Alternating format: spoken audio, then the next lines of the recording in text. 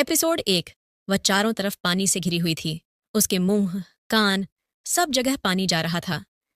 कशिश सक्सेना की सबसे बड़ी कमजोरी थी कि उसे तैरना नहीं आता था और वह इस वक्त समुद्र में डूब रही थी। समुद्र का खारा पानी उसके अंदर जा रहा था। चारों तरफ ठंडी हवाएं चल रही थीं और घुटन, सफोकेशन की वजह से उसका दिल डर से बैठा जा रहा था। शिप का डेक लोगों से भरा हुआ था। ये पार्टी सिर्फ यंग लड़के लड़कियों के लिए थी। भले ही वहां सिर्फ 24-25 लोग ही थे, लेकिन सभी अमीर और अच्छे परिवारों से थे। समुद्र की लहरें बहुत ही तेज थीं, इसलिए कुछ ही सेकंड में पार्टी का रुख बदल गया जब 2 लोग समुद्र में गिर गए और संघर्ष करने लगे। हेल्प! हेल्प! दोनों लड़कियां मदद के लिए चिल्ला रही थीं। बारिश शुरू हो चुकी थी।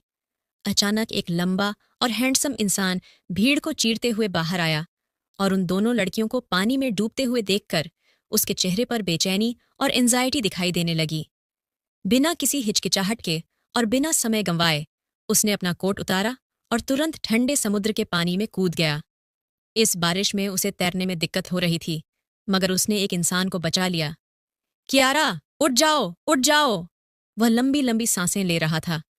उसे आसपास से कोई मतलब नहीं था। वह बस अपने हाथ में बेहोश लड़की को उठाने की कोशिश कर रहा था, लेकिन वह पूरी तरह से इस बात को भूल गया था कि कोई और भी समुद्र में डूब रहा है। अचानक एक लड़की भीड़ में से बेचैन होकर चिल्लाई, कशिश कहाँ है? वह भी कियारा के साथ बाहर आई थी। वह कहाँ है? हाँ, कशिश। कशिश भी गिरी थी।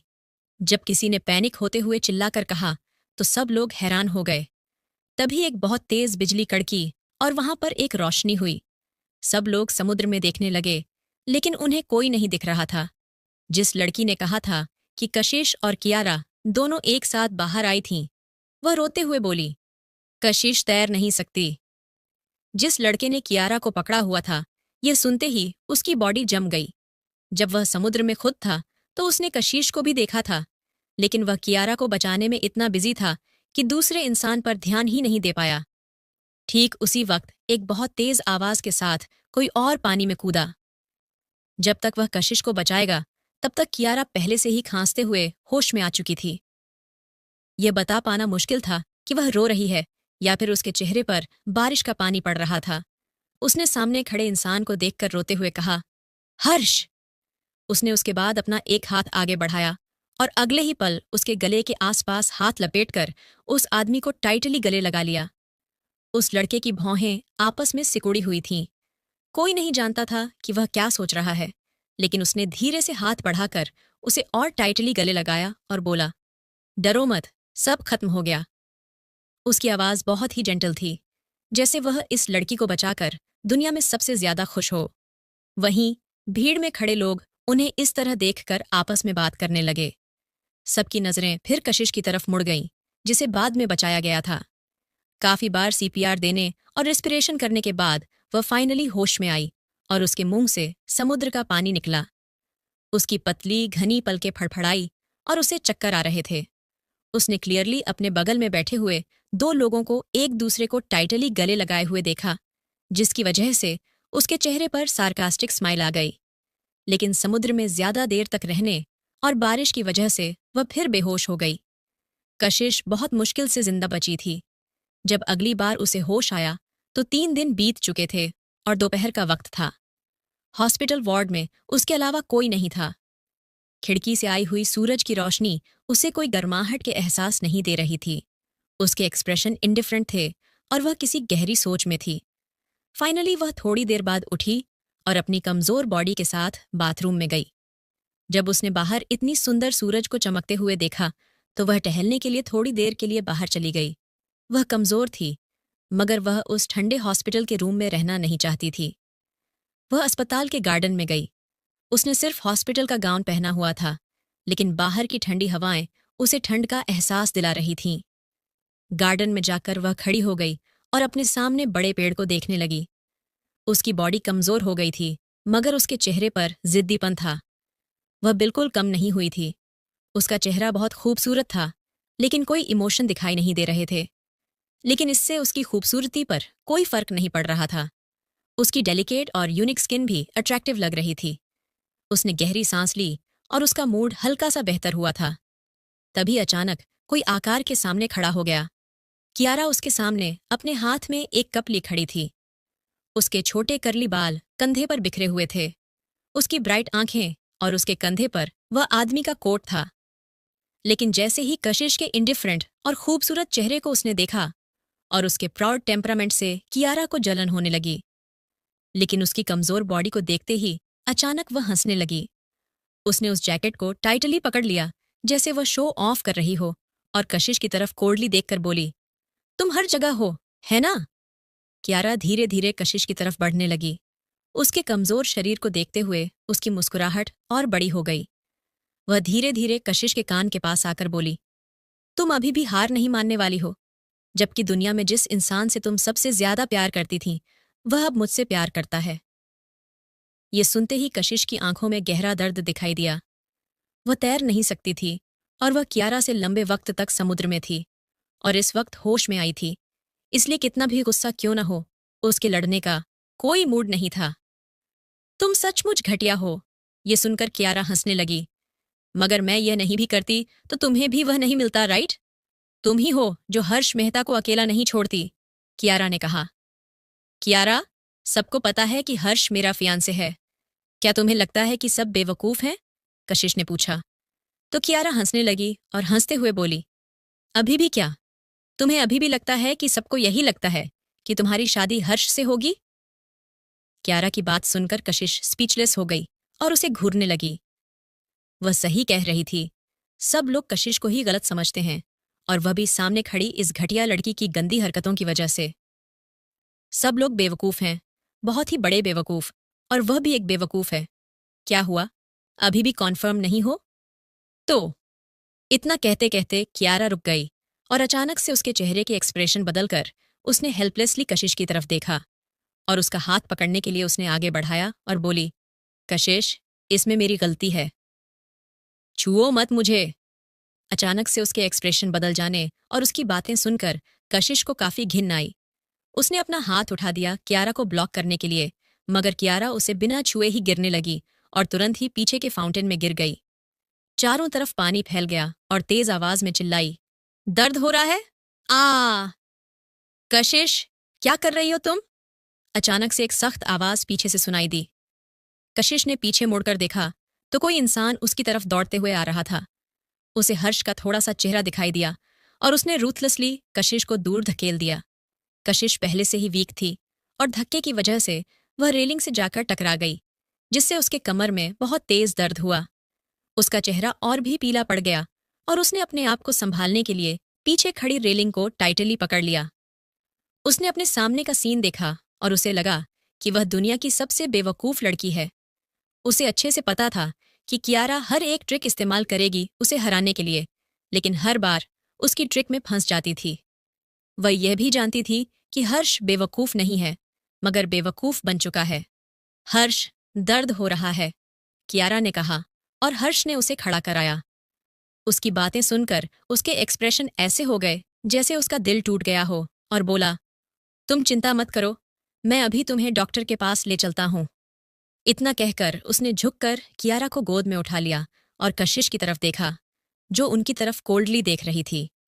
उसने सख्त आवाज में बोला, तुम पहले अपने रूम में जाओ, मैं तुमसे बाद में मिलने आता हूं। कशिश धीरे से सार्कास्टिकली हंस दी। उसकी हंसी में सर्केजम साफ समझ में आ रहा था। हर्ष कियारा के साथ वहां से जाने के बाद कशिश कोल्डली अपने ऊपर ही हंसने लगी।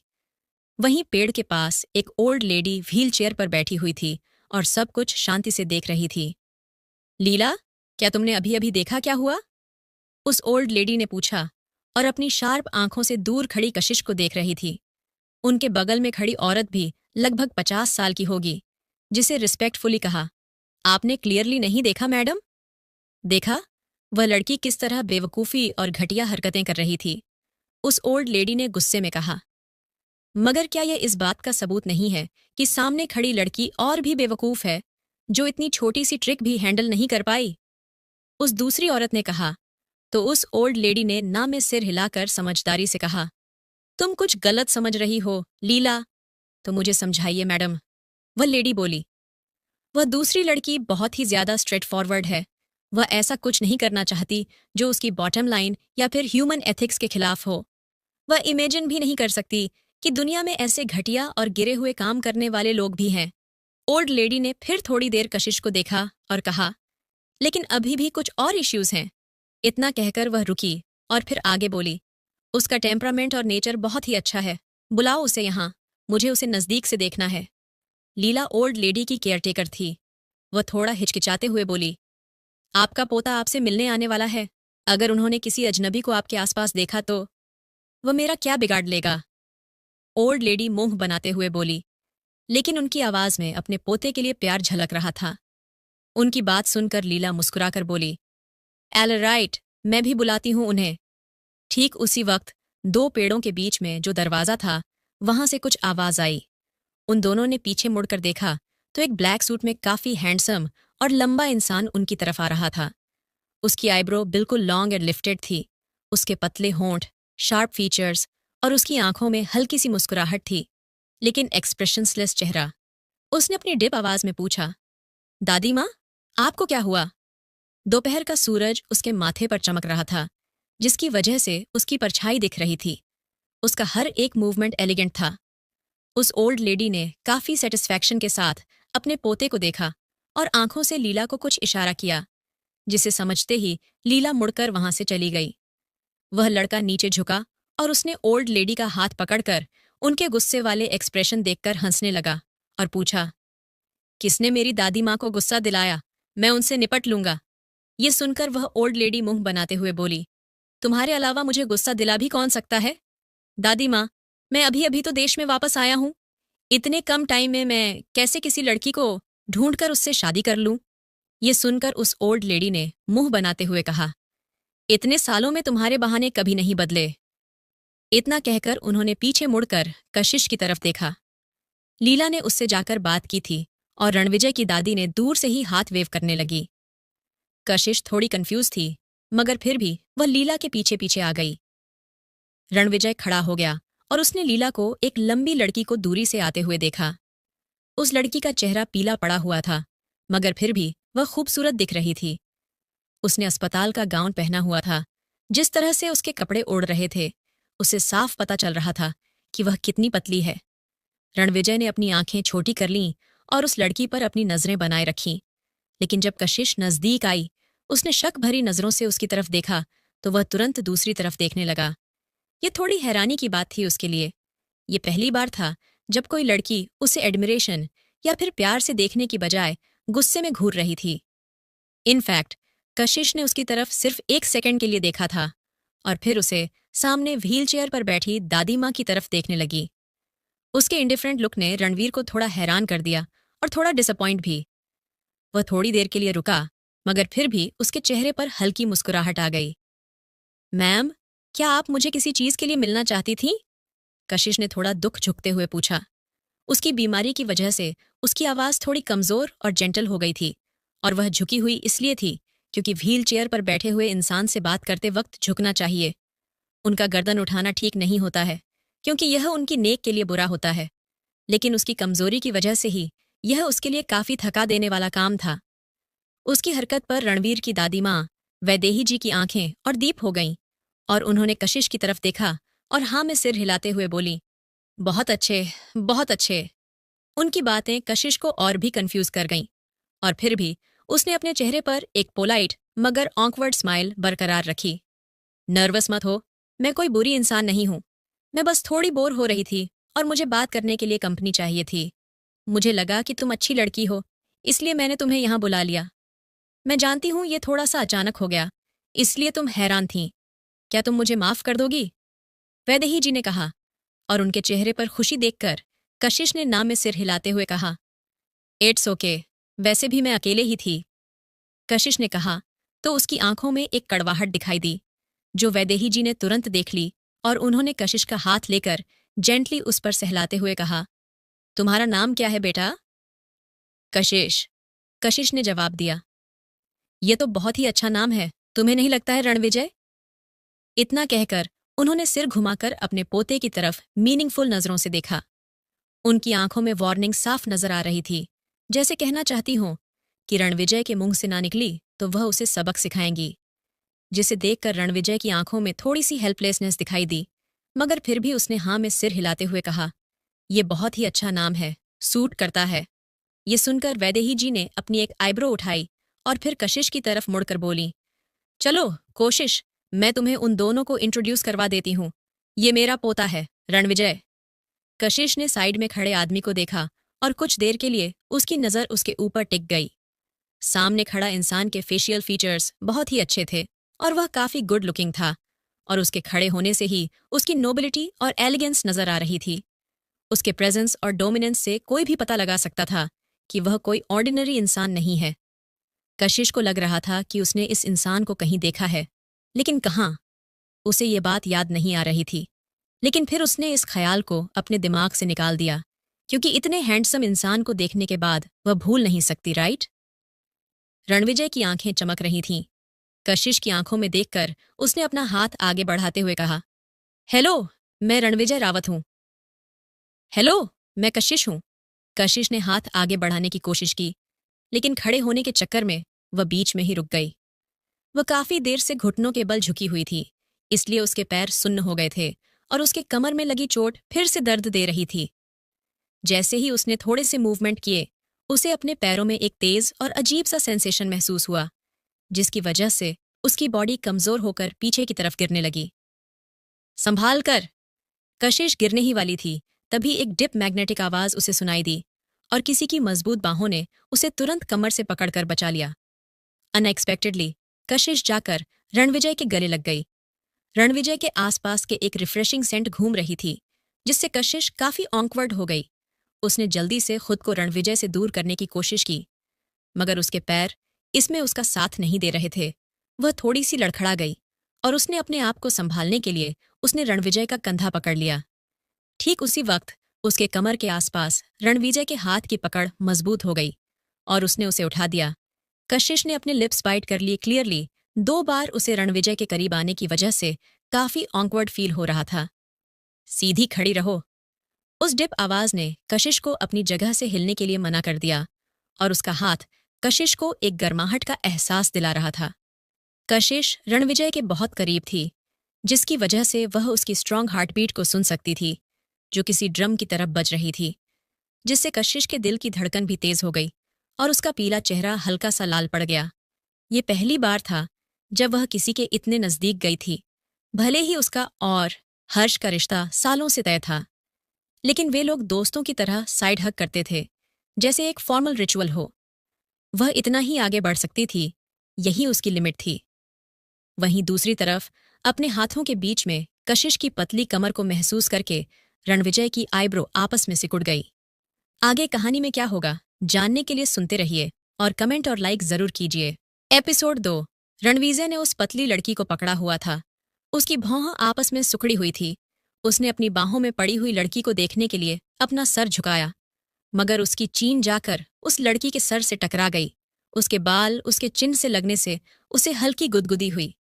उसने अपनी नजरें हटाई तो उसकी नजर उसकी डेलिकेट और पतली गर्दन पर गई।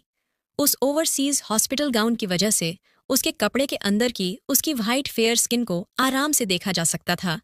अचानक रणविजय की आंखें डिप हो गईं, मगर उस लड़की ने हिलने की कोशिश की।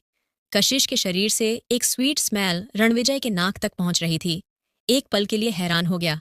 कशिश अपनी जगह पर जम गई। जब उसे फील हुआ कि उसके पैर ठीक हो गए, तो उसने धीमी आवाज में कहा, थैंक यू, मैं ठीक हूं। रणविजय के दिल ने एक धड़कन छोड़ दी, मगर फिर भी उसने उसे धीरे से छोड़ दिया और उसे अपने पैरों पर ठीक से खड़ा होता हुआ देखकर अपने हाथ पीछे खींच ली और पूछा, क्या तुम ठीक हो? हल्के लाल चेहरे के साथ कशिश ने हाँ में सर हिलाया और बोली, आई एम सॉरी, मेरे झुकाने की वजह से पैरों थोड़ी देर के लिए नम हो गए थे। रणविजय मुस्कुराकर बोला, मैं जानता हूं, एक्सप्लेन करने की कोई जरूरत नहीं है। उस सिंपल सेंटेंस से ही कशिश हैरान हो गई। उसे अपने अंदर एक कड़वाहट फील हुई, मगर उसके एक्सप्रेशन बिल्कुल नहीं बदले और उसने कहा, थैंक यू। और वही वैदेही जी सामने का नजारा देखकर बिल्कुल हैरान थी, लेकिन उन दोनों की बीच के इंटरेक्शन को देखकर उनकी आंखों में सेटिस्फेक्शन और खुशी दिखाई देने लगी। लगता है उनका पोता पूरी तरह से इमोशनलेस नहीं है। रणविजय बस हल्का सा मुस्कुराया। कशिश थोड़ी देर के लिए वहीं खड़ी रही और जब उसे याद आया कि हर्ष ने थोड़ी देर पहले क्या कहा था, तो उसने मुड़कर रणविजय की दादी माँ से कहा, मैम, मुझे अभी किसी चीज़ का हैंडल करना है। आप कौन से रूम में है? मैं आपसे मेरा काम खत्म होने के बाद मिलने आऊंगी। वहां पर दरवाज़ा दिखाई दे रहा है ना? वहां से तुम अगली बार अंदर आ जाना। उन्होंने दो पेड़ों के बीच में इशारा करते हुए कहा। उनकी आंखों में अलग सी चमक दिखाई दे रही थी और उन्होंने पूछा, चलो एक दूसरे से नंबर एक्सचेंज कर लेते हैं। ये सुनकर लीला ने अपनी पॉकेट से फोन निकालने के लिए हाथ बढ़ाने जा रही था और उसने कदम आगे आते हुए कहा, मैम। लेकिन रणविजय की दादी माँ वैदेही जी ने उसे घूर कर देखा, जिससे लीला उनकी वार्निंग समझ गई और वह पीछे हट गई तो वैदेही जी बोली, रणविजय प्लीज अभी के लिए अपना फोन निकालो और कशिश का नंबर मेरे लिए सेव कर लो। रणविजय की भौहें आपस में सिकुड़ गई, मगर फिर भी उसने अपना फोन निकाला और कशिश की तरफ देखा। 987। कशिश का नंबर अपने फोन में सेव करने के बाद उसने अपना फोन रख दिया और फिर उसने कशिश के पतले शरीर को देखा और अपना कोट निकालकर उसके कंधे पर रख दिया। कशिश को अभी भी उस कोट से उसकी फ्रेग्रेंस महसूस हो रही थी। पहने रखो, इससे बाहर बहुत ठंड है, रणविजय ने इंडिफरेंटली कहा, मगर बहुत जल्दी कशिश की आंखों में देखने लगा। अचानक से कशिश का दिल थोड़ा सा सॉफ्ट हो गया और उसकी हल्की आंखें नम अनएक्सपेक्टेडली। वह एक अजनबी है जो उसके साथ खड़ा है जब उसे सबसे ज्यादा प्यार और सपोर्ट की जरूरत थी। लेकिन कशिश ने वह जैकेट उतारकर रणवीर को वापस देते हुए कहा, मैं ठीक हूं, मैं जल्दी ही अपने रूम में वापस चली जाऊंगी। अगर मैं आपका कोट अपने साथ ले गई तो वापस करने में प्रॉब्लम होगी। प्रॉब्लम? कैसी प्रॉब्लम? रणवीर ने एक आईब्रो उठाते हुए कहा, क्या तुमने नहीं कहा था कि तुम मेरी दादी माँ से मिलने आओगी, या फिर तुमने झूठ बोला था?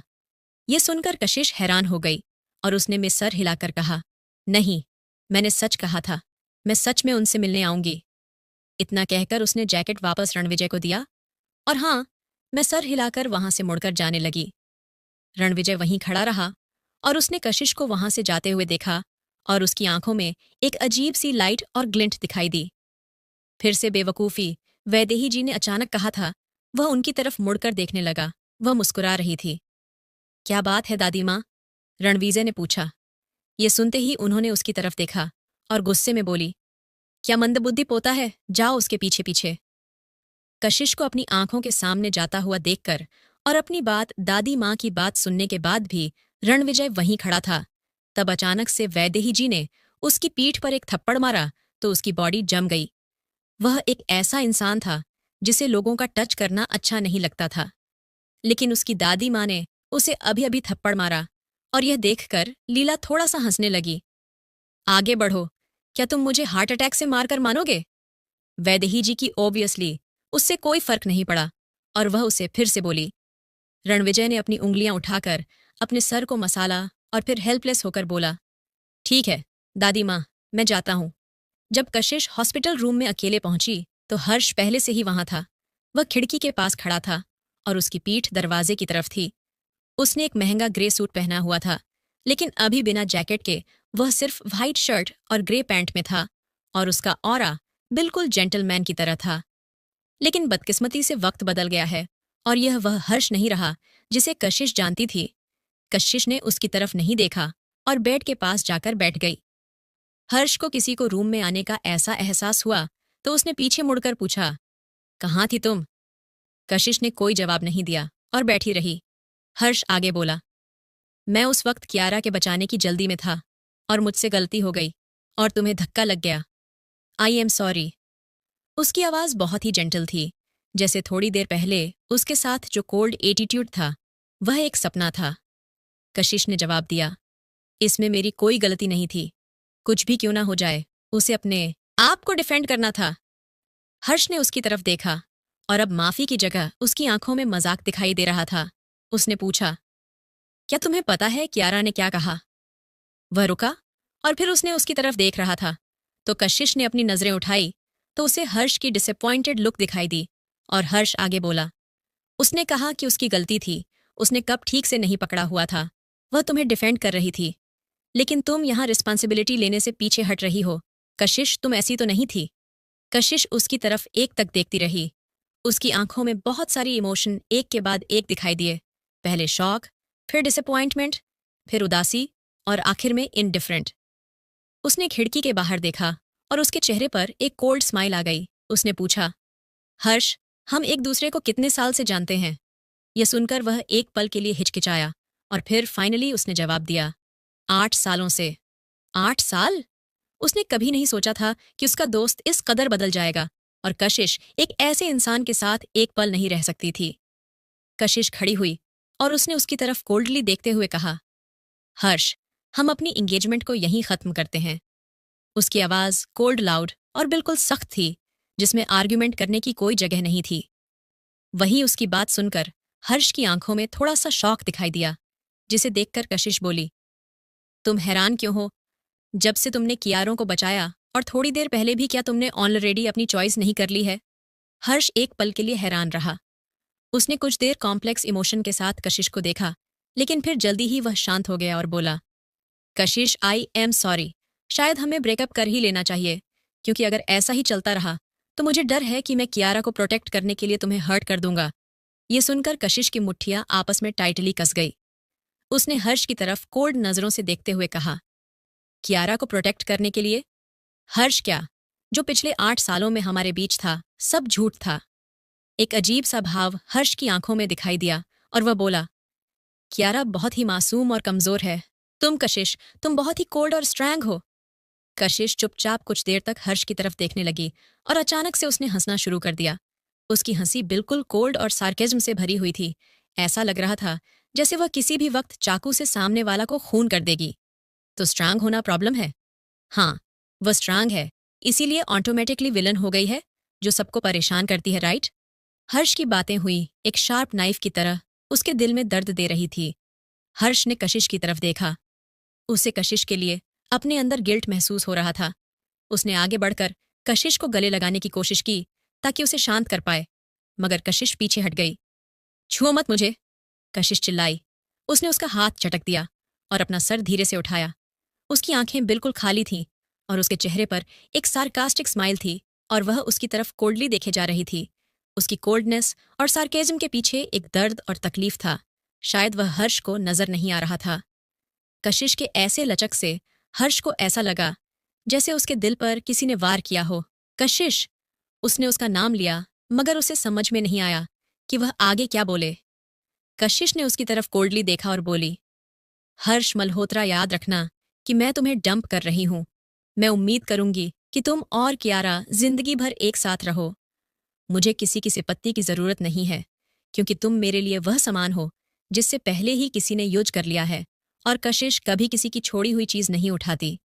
कशिश की यह अनएक्सपेक्टेड बात सुनकर हर्ष हैरान हो गया। इतने सालों से हमेशा एलिगेंट और कंपोज रहने वाली लड़की एक्चुअली यह सब बोल सकती है।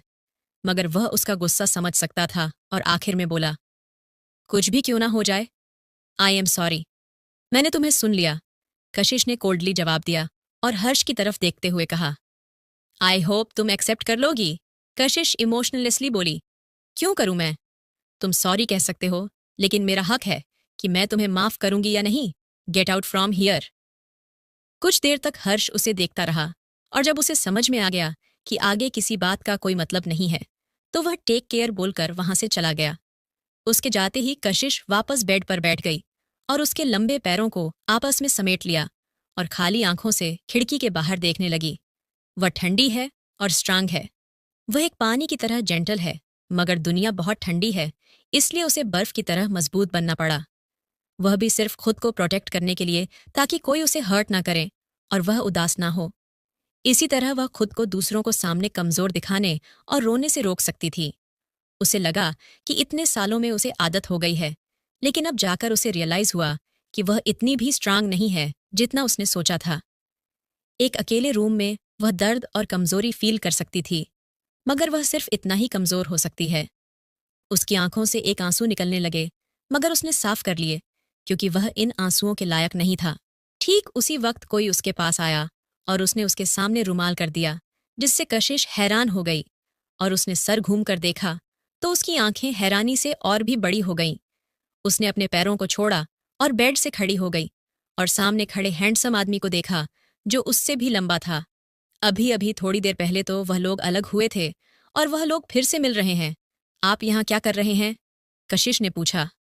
रणविजय ने अपना कोट अपने हाथ में पकड़ा हुआ था उसकी शर्ट फाइट और लग्जरियस थी, जिसके हाथों पर 2 डेलिकेट सिल्वर कफलिंग थे जो बिल्कुल रिफाइन और एलिगेंट अपीयरेंस दे रहे थे, जिसकी वजह से उसकी एक्स्ट्रा ऑर्डिनरी वाइब क्रिएट हो रही थी। उसकी आंखें लगातार कशिश के चेहरे पर बनी हुई थीं। कशिश के चेहरे पर उदासी थी, जिसे कशिश ने जल्दी से छुपा लिया। थोड़ी देर बाद वह फाइनली अपने डिप पर स्मूथ आवाज में बोला, यूजुअली इस समय पर लड़कियां रोती हैं। कशिश हैरान हो गई, मगर उसकी वाइट आंखों में देखकर वह समझ गई कि वह पक्का उसका पीछे करते हुए यहां आया होगा और उसने पूरी बात सुनी होगी, इसलिए सब समझ गया। आई एम सॉरी, मैं किसी की तरह बातें नहीं सुनता हूं, मगर इस बार गलती से सुन लिया, रणविजय ने कहा। लेकिन कशिश को देखकर नहीं लग रहा था कि उसे कोई फर्क पड़ता है। इस तरह के लड़के के लिए रोना बेवकूफ़ी होगी, और उसके अलावा मेरे आंसू किसी के लिए मायने नहीं रखते। कशिश ने कहा तो रणविजय बोला, तुम सही हो। अपने इमोशंस ऐसे इंसानों पर वेस्ट नहीं करनी चाहिए जो तुम्हारे लायक नहीं है। मगर मैं तुम्हारी बात के दूसरे वाले पार्ट से एग्री नहीं करता हूं। ये सुनकर कशिश ने अपना सर कन्फ्यूजन में घुमाकर उसकी तरफ देखा। तुम्हारे आंसुओं की कीमत, रणविजय जी ने उसकी तरफ देखते हुए शांति से कहा, ये इस बात पर डिपेंड करता है कि तुम किसके सामने रो रही हो। कुछ लोगों के लिए तुम्हारे आंसू वर्थलेस है, जिनकी कोई कीमत नहीं है, लेकिन कुछ लोगों के लिए वह प्राइसलेस हो सकते हैं। भले ही उसकी टोन जेंटल थी, मगर उसके बातों के पीछे के गहरे मतलब ने कशिश को हैरान कर दिया और वह ऑकवर्डली दूसरी तरफ देखने लगी। अब रणविजय ने धीरे से अपना रूमाल मोड़ते हुए कहा, मैं तुम्हारे अंदर चल रहे सवाल का जवाब देता हूं। वह इतना कहकर रुका और फिर उसकी तरफ देखते हुए बोला, तुम काफी स्मार्ट हो। तुम्हें अब तक अंदाजा लगा गया होगा कि मेरी दादी माँ चाहती है कि मैं तुम्हें डेट करूं। ये सुनकर कशिश की आंखें इधर उधर होने लगीं और उसके चेहरे पर थोड़ी एम्बेरसमेंट दिखाई दी और वह बोली, मुझे लगता है कि आपने शायद उन्हें कुछ ज्यादा ही लंबा इंतजार करवा दिया है और वह आपसे एक प्यार पर पोता चाहती है। तुम बहुत ज्यादा स्मार्ट हो। रणविजय मुस्कुराया, जिससे कशिश को थोड़ा रिलीफ फील हुआ। लेकिन तुम्हें डेट करना मेरा पर्सनल डिसीजन है। कोई भी लड़की है मेरे बच्चे की माँ थोड़ी बन सकती है। रणविजय फिर से बोला, मगर भले ही उसकी टोन जेंटल थी, मगर उसके कूल एटीट्यूड की वजह से कशिश को शांत होना मुश्किल हो पा रहा था। उसने कभी नहीं सोचा था कि कोई किलर और जेंटलमैन टाइप देखने वाला इंसान ऐसी एरोगेंटली और डिसरिस्पेक्टफुल तरीके से बात करेगा। मिस्टर रावत, क्या आप हमेशा ही इतने स्ट्रेट फॉरवर्ड होते हैं किसी लड़की को डेट के लिए पूछने के लिए? कशिश ने पूछा। मैंने किसी लड़की से आज तक नहीं पूछा है, सिर्फ तुम्हें, रणविजय बोला। कशिश के सर में अब दर्द होने लगा। ये पहली बार था जो वह इतनी मुश्किल इंसान से मिली थी। हम दिन में सिर्फ 2 बार मिले हैं, क्या आपको नहीं लगता कि यह थोड़ी जल्दबाजी हो जाएगी मिस्टर रावत? कशिश ने पूछा। मुझे अपने फैसले पर भरोसा है, रणविजय बोला, और यह सुनकर कशिश के चेहरे पर हमेशा रहने वाले इनडिफरेंट एक्सप्रेशन थोड़े से बदलकर उसके चेहरे पर कड़वाहट भरी हंसी आ गई। आपने थोड़ी देर पहले मेरी उस लड़के से बातें सुनी होगी, राइट? हम एक दूसरे को 8 सालों से जानते हैं, लेकिन उसे मुझ पर भरोसा नहीं है। और दूसरी तरफ मैं और आप सिर्फ 5 मिनट के लिए मिले थे, मगर फिर भी आप मुझ पर भरोसा कर रहे हैं। यह आपका फैसला है? कशिश ने कहा तो। रणविजय ने पूछा, क्या तुम मुझे उस घटिया आदमी से कंपेयर कर रही हो? ये सुनते ही कशिश पूरी तरह से शॉक हो गई और उसने जेटली पलक झपकाते हुए फाइनली हंसते हुए, सॉरी, डेफिनेटली मुझसे गलती हो गई। रणविजय ने उसकी ब्राइट स्माइल को देखा और उसकी आंखों में हल्की से कोमलता दिखाई दे और उसने पूछा, तुम किस बात पर हंस रही हो? कशिश ने कहा, लगता है मैं आपको सच में अच्छे से नहीं जानती। मैंने उम्मीद की थी कि आपके जैसा एलिगेंट और कम बोलने वाला इंसान ऐसी कोई बात करेगा। ये बात आपके अपीयरेंस से बिल्कुल मैच नहीं करती। रणविजय बोला, यू आर राइट। जब तक तुम्हें मेरी बात समझ में आती है उसमें कोई प्रॉब्लम नहीं है, मगर हर एक चीज का अच्छा और बुरा साइड दोनों होता है, और अगर आप हमेशा बुरे को देखेंगे तो अच्छी चीजें नजर नहीं आएंगी आपको। जैसा कि कहा जाता है, एक बुक को कभी भी उसके कवर से जज नहीं करना चाहिए। क्या आप श्योर हैं कि आप लोगों को सिर्फ उनके एक्सपीरियंस से जज करेगी तो आपका फैसला सही होगा? ये सुनते ही कशिश की हंसी धीरे धीरे कम होने लगी और ठंडी हो गई। ऑफकोर्स वह नहीं करेगी, एक कियारा ही काफी है उसे पूरी जिंदगी के लिए सही ह्यूमन नेचर का लेसन सीखने के लिए। कशिश ने गहरी सांस ली और फिर छोड़कर कहा, तो मिस्टर रावत, हम लोग एक अच्छे मैच नहीं है। मैं आपको अच्छे से नहीं जानती और मुझे आपकी अच्छी और बुरी साइड में से कुछ भी नहीं पता, और अभी अभी मेरा ब्रेकअप हुआ है। कुछ मिनट पहले मेरे बॉयफ्रेंड से, जिससे मैं अभी तक रिकवर नहीं कर पाई हूँ, और आप चाहते हैं कि मैं तुरंत दूसरे रिलेशन में आ जाऊं। मुझे डर है कि मैं ये सब हैंडल नहीं कर पाऊंगी, इसीलिए मैं आपको मना करती हूँ। मैं डिसरिस्पेक्टफुल नहीं होना चाहती। रणविजय बोला, मैंने भी नहीं उम्मीद की थी कि तुम अभी मान जाओगी। तुमने मुझसे पूछा कि मेरी दादी माँ क्या चाहती हैं, और मैंने उस सवाल का जवाब दिया। तुम्हें डेट करने का फैसला मेरा है, और मुझे नहीं पसंद कि मेरे फैसले को कोई इन्फ्लुएंस करे। इतना कहकर रणविजय थोड़ी देर के लिए चुप रहा। उसने कशिश को समझने का इंतजार किया और फिर बोला, ऑफ कोर्स, तुमने मेरा ऑफर रिजेक्ट कर दिया है, ये तुम्हारा मामला है, मगर मैं इस रिजेक्शन को रिजेक्ट करता हूं। कशिश आगे कुछ नहीं बोली तो रणविजय बोला, मैं मिस कशिश को किसी भी वक्त वेलकम कर सकता हूं, मेरी अच्छी और बुरी साइड दोनों देखने के लिए। ये सुनकर कशिश बुरी तरह हैरान हो गई और बिना कुछ कहे वह रणविजय को वहां से मुड़कर जाते हुए देखते रही। जब तक रूम पूरी तरह से खाली नहीं हो गया, तब जाकर वह बेड पर बैठ गई। अगर उसने इस बात को रिजेक्ट कर दिया तो यह उसका मामला था, लेकिन वह उसका रिजेक्शन एक्सेप्ट करने के लिए तैयार नहीं है। यह उसका मामला है। क्या इसमें उसके पास कोई चॉइस है? रणविजय जो भी सारी बातें अभी अभी बोल कर गया है, अगर उसे एक सेंटेंस में कहा जाए तो इसका मतलब था कि वह फिर से उसे अप्रोच करने की कोशिश करेगा। ये आदमी कुछ अलग ही किस्म का है। कशिश ने मुस्कुराकर अपना सर हिलाया और फाइनली बेड पर जाकर लेट गई। उसने गहरी सांस ली। उसे हल्की भूख लगी हुई थी, लेकिन इस वक्त उसके साथ रूम में कोई नहीं था। वह उठी और उसने एक गिलास पानी पिया और फिर लेट गई। उसके लिए यह सब कुछ इतना नेचुरल था कि उसने इस बात पर ध्यान ही नहीं दिया कि उसे इस वक्त किसी की जरूरत है अपना ख्याल रखने के लिए। आदत इंसान का दूसरा नेचर होती है। जब से वह 3 साल पहले विदेश से लौटी है, तब से ही वह अपने अपार्टमेंट खरीदकर खुद ही रह रही है, अकेले। उसने अपनी बीमारियां अकेले फेस की है। वह हमेशा मेडिकल ट्रीटमेंट के लिए भी अकेले जाती है, और उसे सभी जज्बातों से भी अकेले ही लड़ना है। भले कभी कभी हर्ष उसके साथ होता है, लेकिन बहुत ही कम उसका ख्याल रखता था। 3 साल पहले मल्होत्रा ग्रुप क्राइसिस में फंस गया था, और उनके कॉस्मेटिक की क्वालिटी को इशू को लेकर उन्हें कंपनसेशन के तौर पर बहुत ज्यादा पैसे देने थे। उस वक्त कशिश एब्रॉड से लौटी थी और उसने अपनी माँ की पीआर कंपनी टेक ओवर नहीं की थी, इसलिए उसने हर्ष की कंपनी ज्वाइन कर ली। पहले वह हर्ष के साथ कई सारे सोशल इवेंट में गई और उसके बाद वह लोग अलग अलग अटेंड करने लगे। उसे नहीं याद था कि कितनी बार इन्वेस्टर ने उसे गलत तरीके से छूने की कोशिश की या फिर उसका एडवांटेज लेने की कोशिश की। उसे नहीं याद था कि कितनी बार उसे शराब पिलाकर उसके साथ गलत हरकत करने की कोशिश की गई। उसे नहीं पता था कि उसके डरोवर में कितनी सारी स्टमक पेन की दवाइयां हैं, क्योंकि वह कभी भी काम के चक्कर में ठीक से खाना नहीं खा पाती थी। उसने अपनी माँ की पीआर कंपनी कुछ वक्त के बाद टेक ओवर की, और उस दौरान वह मल्होत्रा ग्रुप के रिसर्च और डेवलपमेंट डिपार्टमेंट के साथ साथ बिहाफ डिपार्टमेंट को भी हैंडल करती रही, और उसकी कंपनी को उसने टॉप पर पहुंचाने में बहुत मेहनत की। आगे कहानी में क्या होगा जानने के लिए सुनते रहिए और कमेंट और लाइक जरूर कीजिए। एपिसोड 3। उस दिन से लेकर आज तक वह 3 सालों तक उसके साथ रही। उसने उसके सबसे मुश्किल वक्त में उसका साथ दिया, एक एक कदम आगे बढ़ाते हुए उसके परिवार को, उसके बिजनेस को फिर से ट्रैक पर ले आई। लेकिन उसके बदले में उसे क्या मिला? हर्ष का धोखा, कोल्ड और सख्त होने का बहाना। अगर उसने अपने आप को इतना कोल्ड और सख्त नहीं बनाया होता, तो वह इतनी सारी मुसीबतों और ऑप्टिकल्स से कैसे डील करती? अगर उसने खुद को इतना स्ट्रांग नहीं बनाया होता, तो किसे पता कि उस एक लड़की की वजह से उसकी इज्जत पर कितनी बार हाथ डल चुका होता। वह किसी भी वजह से हर्ष पर बोझ नहीं डालना चाहती थी। अगर कुछ भी गलत हुआ तो वह सब अकेले संभालती थी। आखिर में इन सब का नतीजा उसे मिला उदासी और बेइज्जती। उसे भी इस तरह ठंडा और सख्त होने का कोई शौक नहीं था। उसे भी एक नॉर्मल लड़की की जिंदगी जीनी थी। सिंपल ऑफिस वर्कर बनकर अच्छे कपड़े पहनना, दोस्तों के साथ बाहर घूमने जाना, शॉपिंग, ईटिंग, पार्टी, ट्रैवल, सब कुछ करना चाहती थी। लेकिन क्या वह ऐसा कर पाई? नहीं कर पाई। पास्ट में तो बिल्कुल भी नहीं, क्योंकि उस वक्त उसके पास खुद के लिए वक्त नहीं था। अगर वह इतनी स्ट्रांग नहीं होती, तो कौन उसे प्रोटेक्ट करता बाहर की गंदी दुनिया से? कौन उसे बचाता? ये सब सोचकर हॉस्पिटल रूम में लेटी हुई कशिश ने एक गहरी सांस छोड़ी।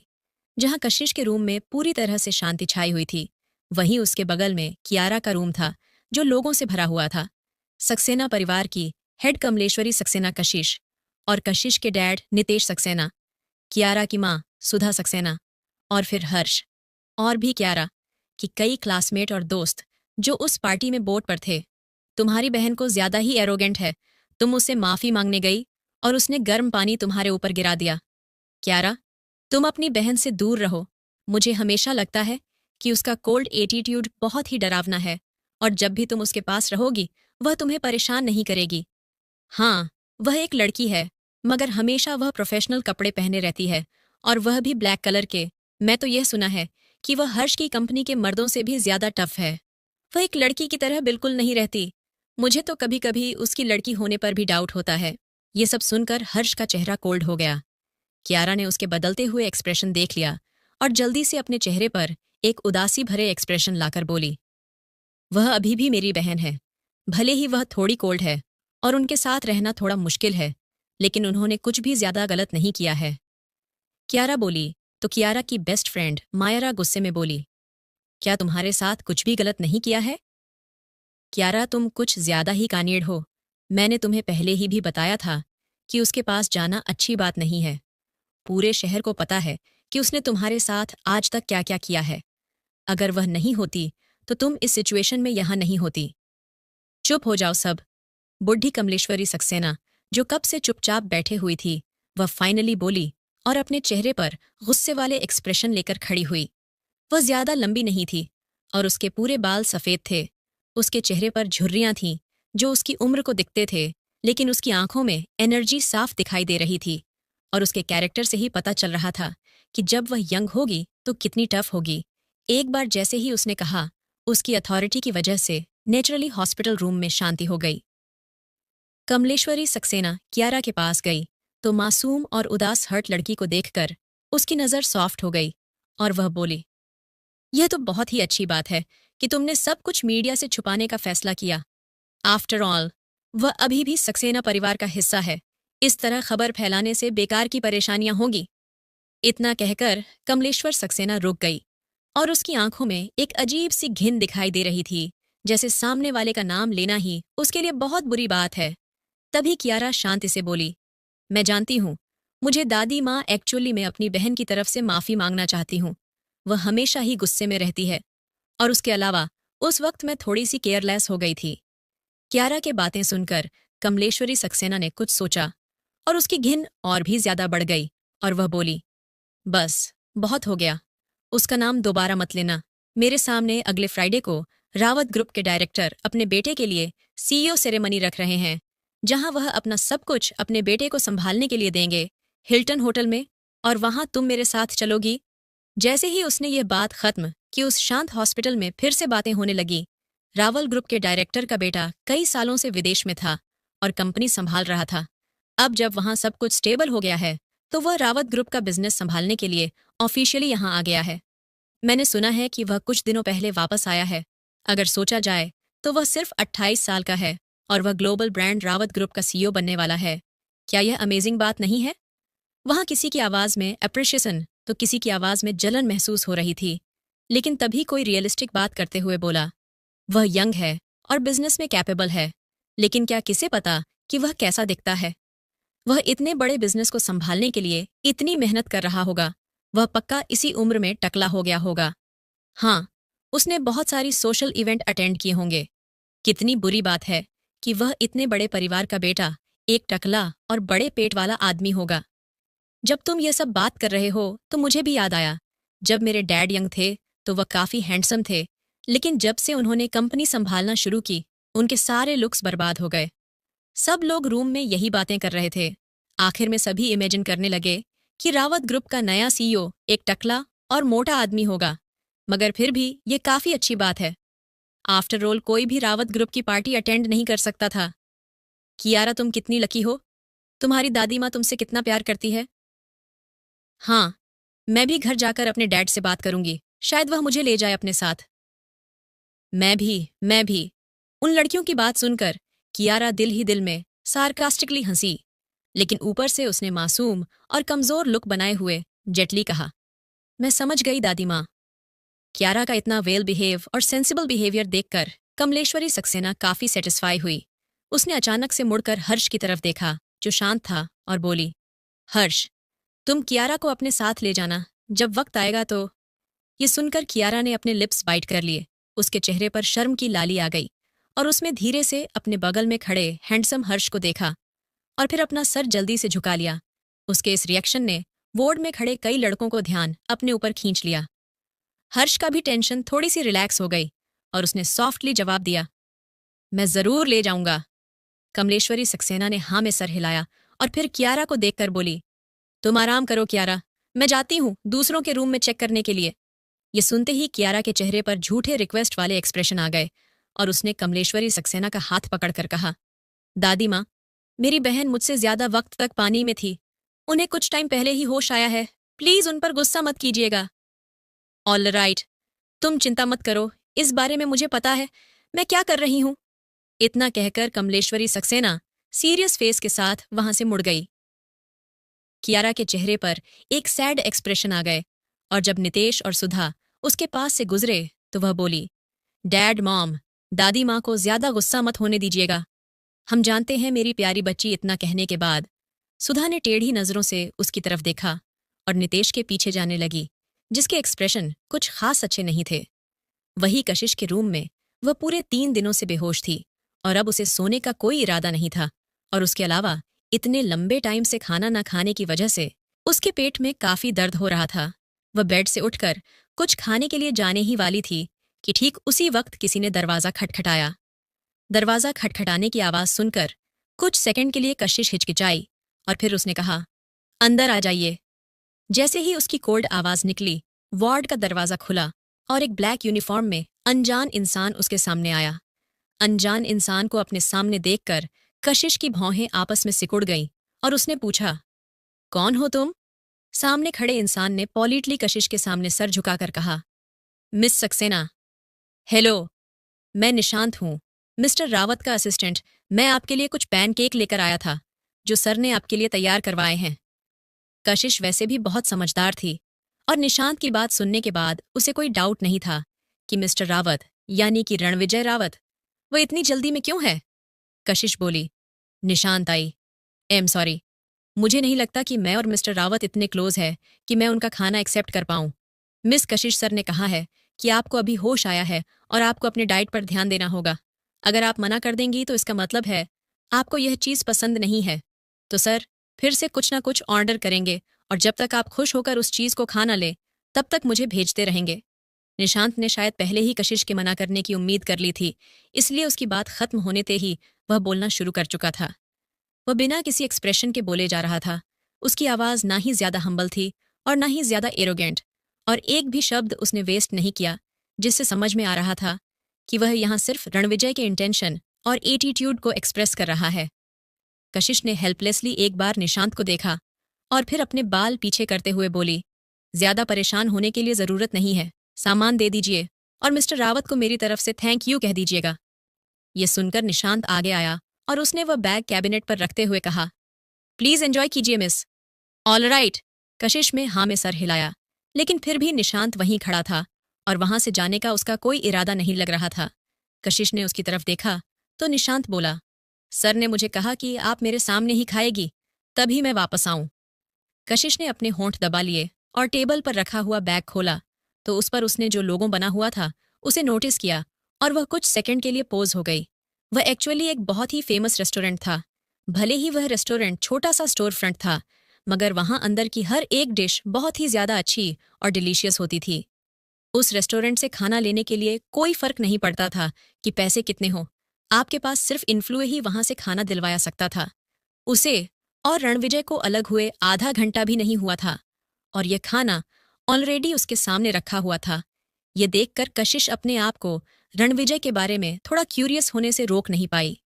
उसने बिना किसी एक्सप्रेशन के पैकेजिंग खोली और यह देखकर हैरान हो गई कि यहाँ तक कि टेक अवे बॉक्स और अंदर के एसेंशियल्स भी स्पेशल वुड से बने हुए थे।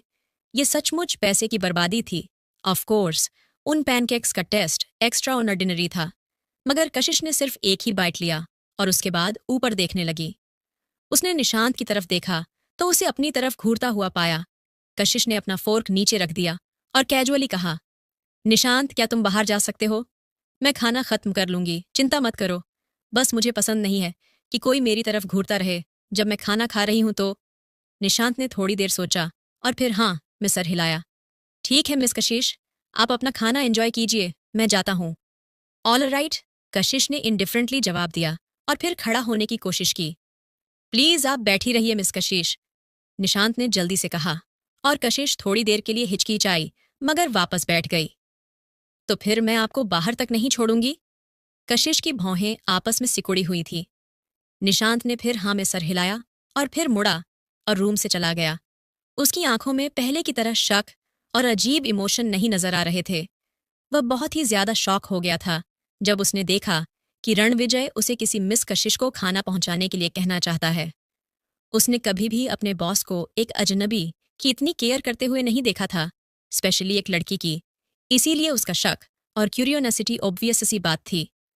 अपने बॉस के बिहेवियर को देखकर ही वह इस लड़की को लेकर क्यूरियस और जजमेंटल होने से खुद को रोक नहीं पाया और सोचने लगा कि क्या उसके बॉस का फैसला कुछ ज्यादा ही जल्दबाजी वाला तो नहीं हो गया। लेकिन कुछ मिनट के इंटरेक्शन के बाद ही वह जान गया कि इस लड़की का टेम्परामेंट और डेमोनोर टॉप नोच है। उसके बॉस की चॉइस खराब हो ही नहीं सकती।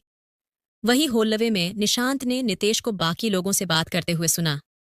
अगले फ्राइडे में अभी भी कुछ वक्त है, आप लोगों को तैयार हो जाना चाहिए, शायद हर्ष के पेरेंट्स से मिलने के लिए।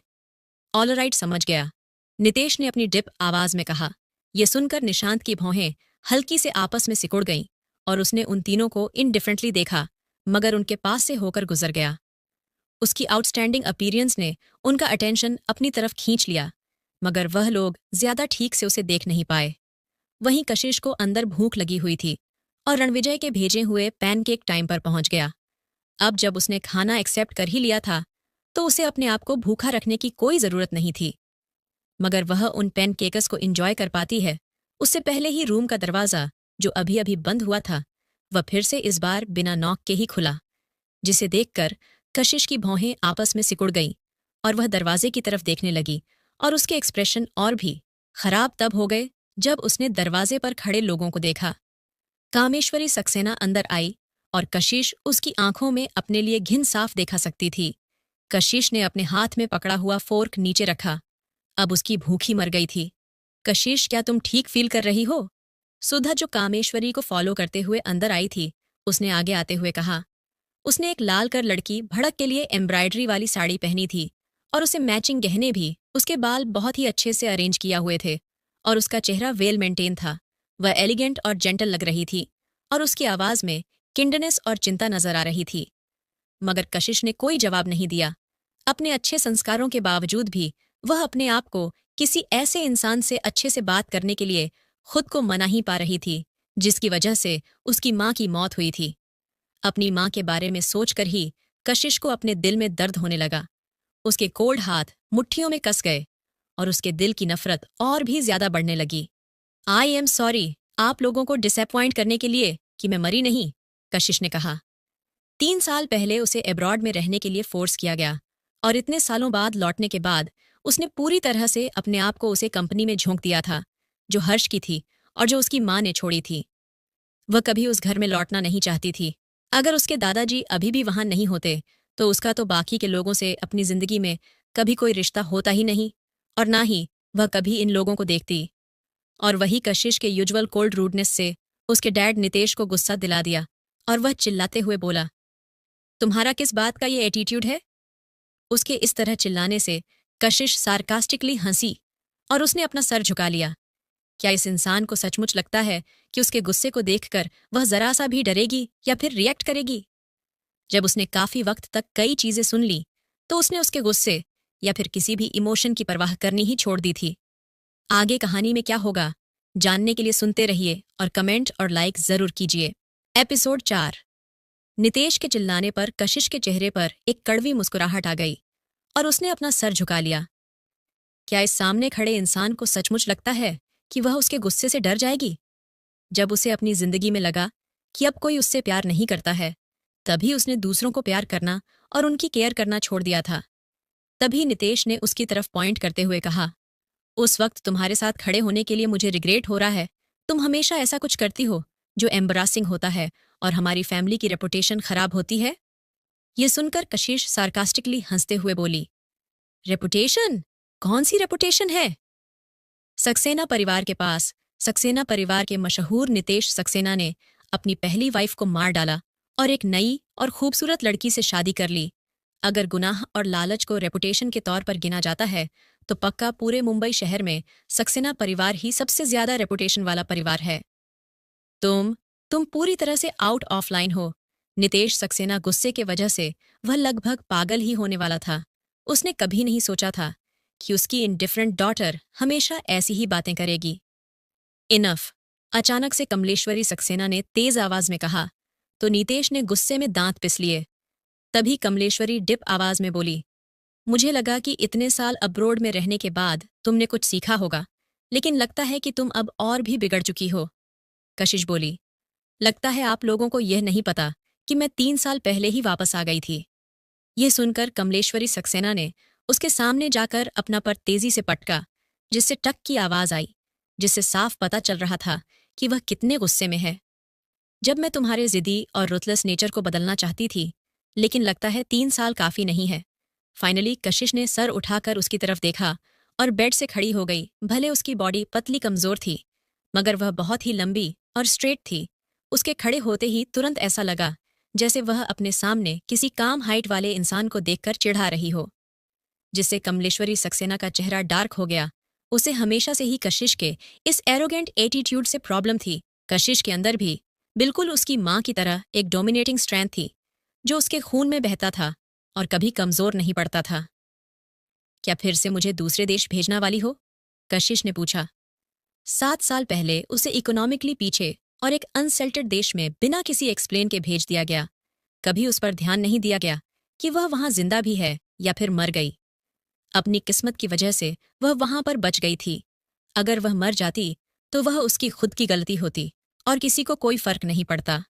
अगर उसे भरोसा नहीं होता कि नितेश सक्सेना की वह असली बेटी है, तो उसे पक्का लगता कि वह उनकी दुश्मन है। सिर्फ कियारा के लिए उसे वह लोग मौत से लड़ने के लिए दूसरे देश में फेंक आए थे। क्या वह यह एक्सेप्ट कर सकती है? उसकी जिंदगी अब आसानी से कभी दूसरे कंट्रोल नहीं कर पाएंगे, थैंक्स उनकी उस केयर के लिए, जिसकी वजह से वह सीख गई थी कि कैसे मुश्किल से मुश्किल सिचुएशन में भी खुद को संभालना है, और उन्हें उसकी कोई फिक्र नहीं है। कशिश की सार्कास्टिक बातों को सुनकर तुरंत कमलेश्वरी सक्सेना के चेहरे पर गुस्सा दिखाई देने लगा। यह जो सारा तमाशा तुमने किया है ना, कियारा का शुक्र मानो कि वह समझदार है और तुम्हारी हरकतों को वह दुनिया के सामने नहीं लाना चाहती कि कैसे तुम उसे समुद्र में धक्का देकर मारना चाहती थी। इतना कहकर वह रुकी और फिर आगे बोली, और जहां तक बात रही तुम्हारी और हर्ष की, तो वह लोग नेचुरली एक दूसरे के करीब आए हैं और उनके अंदर एक दूसरे के लिए फीलिंग डेवलप हो गई है। अगर तुम साइड हट जाओगी तो तुम्हारे लिए ही बेहतर होगा।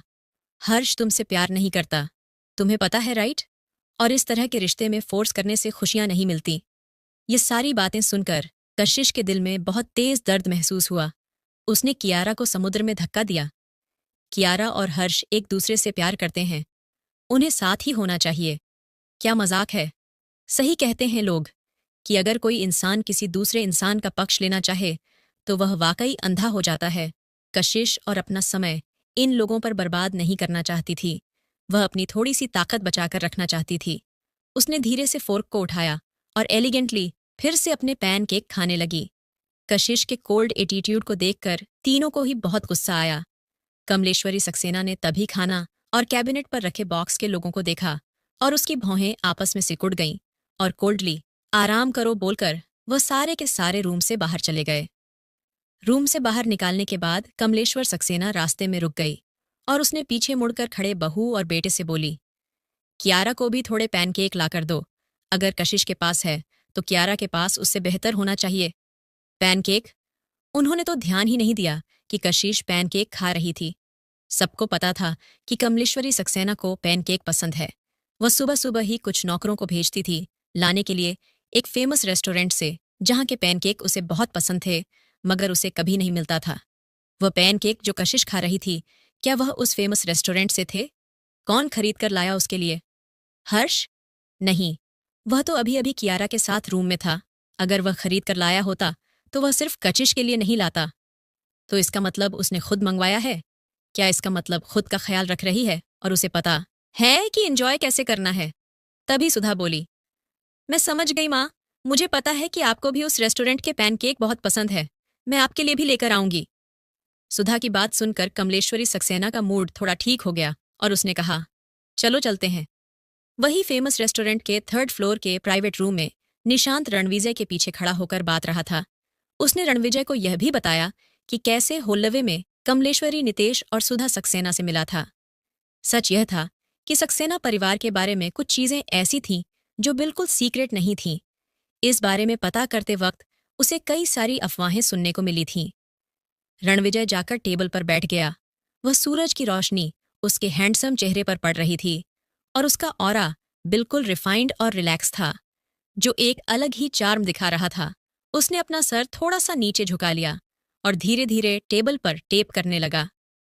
तो तुम्हारा कहने का मतलब है कि उसके परिवार वालों ने उसे घर से अलग कर दिया है? उसकी नोबल आवाज काफी ठंडी थी, जिससे निशांत थोड़ा डर गया।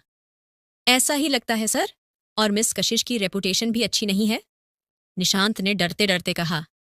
इनफैक्ट कशिश का इंप्रेशन लोगों की नजरों में बड़ा नहीं, बहुत ही घटिया था, मगर चीजें कंफर्म होने से पहले वह कुछ बोल नहीं सकता था।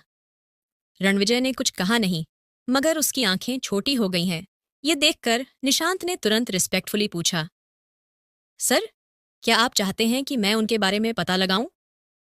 उसकी कोई जरूरत नहीं है, रणविजय बोला और अपना हाथ पीछे खींचकर शांति से उसने आगे कहा, मैंने ऑलरेडी कह दिया है कि मैं उस पर ट्रस्ट करता हूं। अगर तुम उसके पीछे जाकर उसके बारे में इन्वेस्टिगेट करोगे तो ऐसा नहीं होगा जैसे मैं अपनी बातों से पीछे हट रहा हूं। है कि इंजॉय कैसे करना है? तभी सुधा बोली, मैं समझ गई माँ। मुझे पता है कि आपको भी उस रेस्टोरेंट के पैनकेक बहुत पसंद है। मैं आपके लिए भी लेकर आऊंगी। सुधा की बात सुनकर कमलेश्वरी सक्सेना का मूड थोड़ा ठीक हो गया और उसने कहा, चलो चलते हैं। वही फेमस रेस्टोरेंट के थर्ड फ्लोर के प्राइवेट रूम में निशांत रणविजय के पीछे खड़ा होकर बात रहा था। उसने रणविजय को यह भी बताया कि कैसे होल्लवे में कमलेश्वरी नितेश और सुधा सक्सेना से मिला था। सच यह था कि सक्सेना परिवार के बारे में कुछ चीजें ऐसी थीं जो बिल्कुल सीक्रेट नहीं थीं। इस बारे में पता करते वक्त उसे कई सारी अफवाहें सुनने को मिली थीं। रणविजय जाकर टेबल पर बैठ गया। वह सूरज की रोशनी उसके हैंडसम चेहरे पर पड़ रही थी और उसका ऑरा बिल्कुल रिफाइंड और रिलैक्स था, जो एक अलग ही चार्म दिखा रहा था। उसने अपना सर थोड़ा सा नीचे झुका लिया और धीरे धीरे टेबल पर टेप करने लगा। तो तुम्हारा कहने का मतलब है कि उसके परिवार वालों ने उसे घर से अलग कर दिया है? उसकी नोबल आवाज काफी ठंडी थी, जिससे निशांत थोड़ा डर गया। ऐसा ही लगता है सर, और मिस कशिश की रेपुटेशन भी अच्छी नहीं है, निशांत ने डरते डरते कहा। इनफैक्ट कशिश का इंप्रेशन लोगों की नजरों में बड़ा नहीं, बहुत ही घटिया था, मगर चीजें कंफर्म होने से पहले वह कुछ बोल नहीं सकता था। रणविजय ने कुछ कहा नहीं, मगर उसकी आंखें छोटी हो गई हैं। यह देखकर निशांत ने तुरंत रिस्पेक्टफुली पूछा, सर, क्या आप चाहते हैं कि मैं उनके बारे में पता लगाऊं? उसकी कोई जरूरत नहीं है, रणविजय बोला और अपना हाथ पीछे खींचकर शांति से उसने आगे कहा, मैंने ऑलरेडी कह दिया है कि मैं उस पर ट्रस्ट करता हूं। अगर तुम उसके पीछे जाकर उसके बारे में इन्वेस्टिगेट करोगे तो ऐसा नहीं होगा जैसे मैं अपनी बातों से पीछे हट रहा हूं। लेकिन सर, हम पक्का यकीन से नहीं कह सकते कि सारी अफवाहें झूठी होंगी। निशांत शांत नहीं रह पा रहा था। उसने कभी नहीं सोचा था कि उसके बॉस किसी लड़की के लिए इस तरह की हरकत करेंगे। रणविजय खड़ा हुआ और उस खिड़की के पास जाकर हल्की टेढ़ी नजर से उसकी तरफ देखा और फिर खिड़की से एक काली रंग की गाड़ी को रुकते हुए देखकर बोला, अगर मैं उन बातों पर भरोसा करना चाहूं तो झूठ भी सच बन जाता है। उसकी बात बहुत ही शांत और डिप थी, जिसमें निशांत एरोगेंट और प्राइड दोनों ही महसूस कर सकता था। उसका दिल तेजी से धड़कने लगा और वह अपनी बॉस ये साइड बहुत अच्छे से जानता था।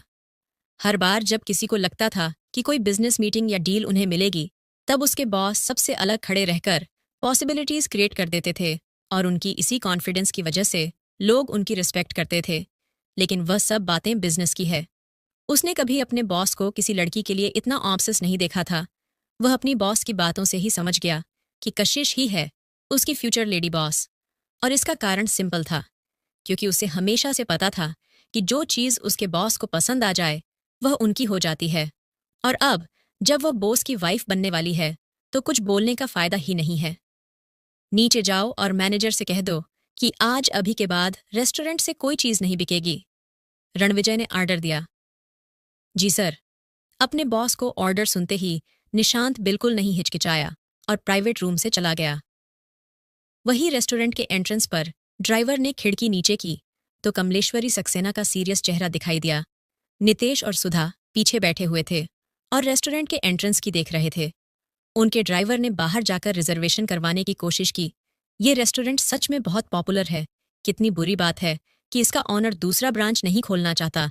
ये इस जगह का यूनिक स्टाइल है। यहाँ के हर एक शॉप की अलग बात है। अगर कोई और सेम डिश बनाएगा तो उसका टेस्ट डिफरेंट हो जाएगा और दूसरा ब्रांच खोलने से उनकी ब्रांड इमेज खराब होगी।